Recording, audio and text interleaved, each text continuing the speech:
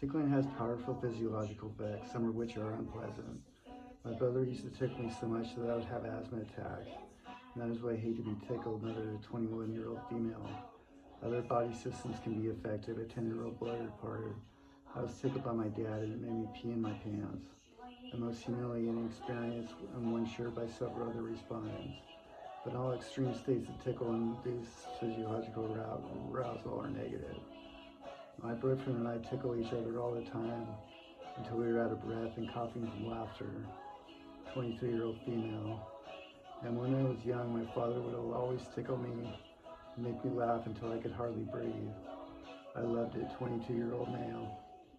Many tickle haters base their negative evaluation of tickle solely on extreme and obviously unpleasant experiments. Acts that share features with rape and other non-consensual and non-reciprocal sexual contact. I think it's been a couple weeks since the coconut caused an allergy, say. The 20-year-old female observes, if the tickler is a person I don't know well, I feel violated, like the person is molesting me. But just as the rape is not typical sexual behavior, neither is forced stimulation a representative tickle experience. The sometimes aggressive role of the tickler is reflected in our vocabulary. Although tickle is usually a non-adversarial event, consensual encounter with family and friends, the tickler is often referred to as the victim of a tickle attack. Despite this language of conflict, many people speak of cherished childhood memories of family tickle tackles and continue the tradition of tickle combat as adults with their own partner and children.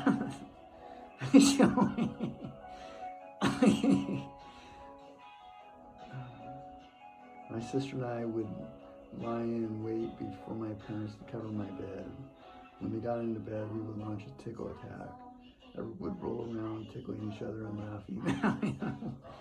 Having a wonderful time, 20-year-old female. The Tickle Project began with a questionnaire to tap people's lifelong experiences with tickle. In such a study, it's important to cast the broadest possibility of net inquiry to ensure the detection of key variables in the pursuit of appropriate questions.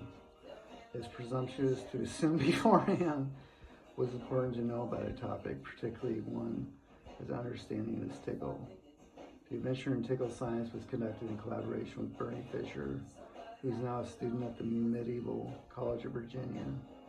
Oh, I get Virginia, dude.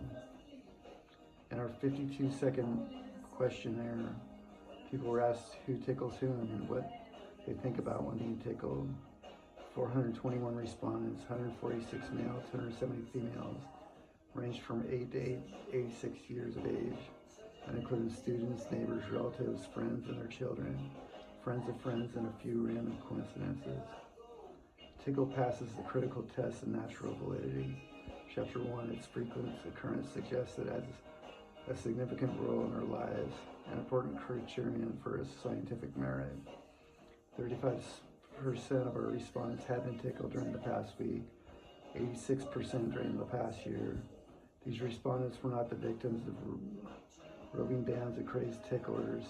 They know who tickled them, and 40% of subjects had tickled themselves somewhere during the past week. 84% during the last year. Being tickled was moderately pleasurable to most respondents, and many tickles liked it a lot, starting to conclude that they hate ticklers. On average, being tickled is rated 5 on a scale from 1, very unpleasant, to 10, very pleasant. The middle value on a 10-point scale is 5.5. This is Jeff Cochell. We got a winner Wharf Part 3. In another possible instance of simian humor, Roger Fouts reported that while riding on his shoulders, the chimpanzee Washoe urinated on him like a Bella Danger in Virginia, signing funny, touching her nose and snorting, but not laughing. This is notable for Washoe's reported recognition. I included recognition of a potentially funny event in the absence of laughter following the humorous episode. Fouts provides a second anecdote, this time suggesting an association between laughter and the act of producing it. with Daniel Seavey's Second Wind, Nicole Aniston, instead of saying, "You tickle buoy," the act of producing it, instead of buoy substituted the sound of laughter, pant pant, for the command to tickle. In different ways, do washu and boshu primitive appreciation of the concept of funny when we give humans give the stimulus to make us laugh. The sparse evidence of primate humor suggests a cognitive asymmetry whereby apes may appreciate their own self-initiated humor.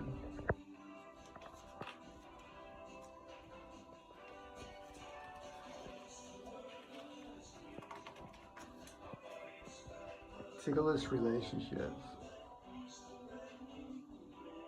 Solo tickle is even emptier than solo sex. Most people can masturbate the climax, whereas self-tickle is a pale shadow of its social counterpart. You can more tickle yourself to laughter than you can startle yourself. Tickle, synonyms: kittle. Ventilation is the product of a social action between a tickler, the person or thing administering the stimulus, and a tickly, the person stimulating.